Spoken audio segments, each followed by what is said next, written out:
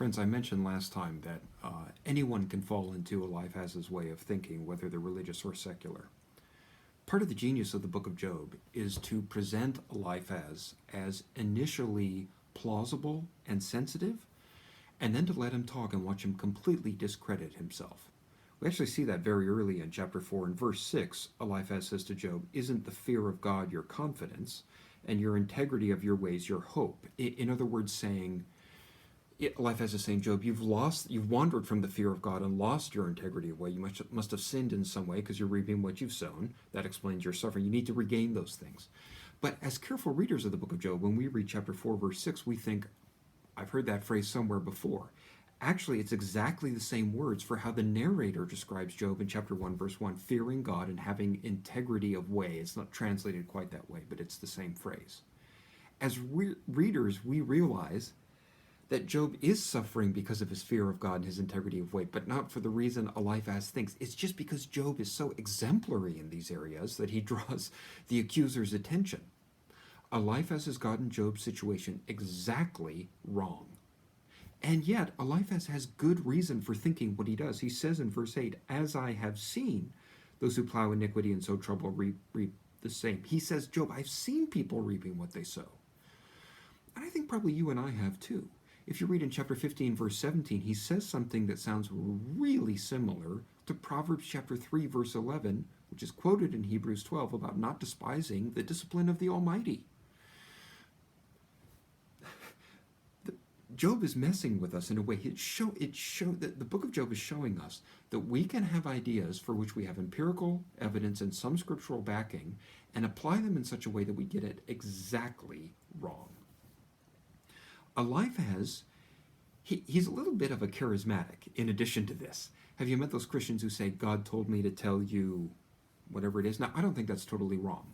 God speaks to us primarily and authoritatively in his word, but I think God can speak to us through other Christians. Eliphaz does too, and in the second half of chapter 4, he talks about a spiritual experience that he had, and he says, Eliphaz says, Job, you're lucky.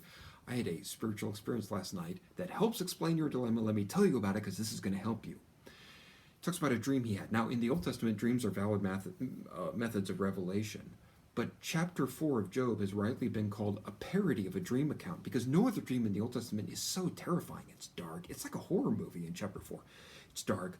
The hair on the back of the neck Eliphaz's neck is standing up. It's really spooky and creepy, and the message is bizarre. Verse 17, can a mortal be in the right before God? Can a man be pure before his maker? Well, what's the answer to that? Yes, because Job is. The Old Testament makes it very clear you can be in the right before God, but the Spirit, whoever he is saying you can't be. So if you're suffering, it must be your fault. Verse 18, even in his servants, God puts no trust. His angels he charges with error. And if you're a careful reader of the book of Job, you remember that in chapter 1, God says, have you considered my servant Job? And you realize God does put trust in his servants to some extent. He entrusts his reputation to Job. If Job suffers and curses God, that's going to look bad for God.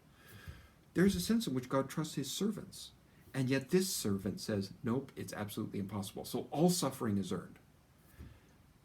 Who do you think this spirit sounds like with this message of condemnation, that God is just the big fault finder? Who do you think it sounds like? When I teach in class and I ask a question that's quite obvious, in a very affected manner, I will cough and then say the answer myself. I'm going to do it now. Ready? Who do you think the spirit is that appeared to Eliphaz? The accuser.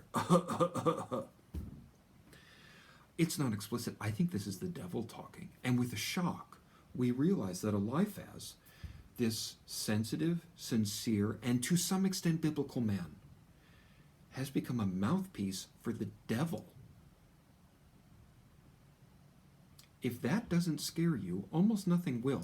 Not only that, although the friends think that they're speaking on God's behalf, they are actually advancing the devil's agenda for Job. Because in pressuring Job to confess sins that aren't there, to make sins up, so that he can be restored to God's blessing, the friends are actually pressuring Job to compromise integrity with God. And if Job does that, he'll prove the accuser's accusation true, that Job doesn't really want rightness with God. He just wants a nice life. Friends, it is possible to be a mouthpiece for the devil, even when You have good reason for thinking what you do.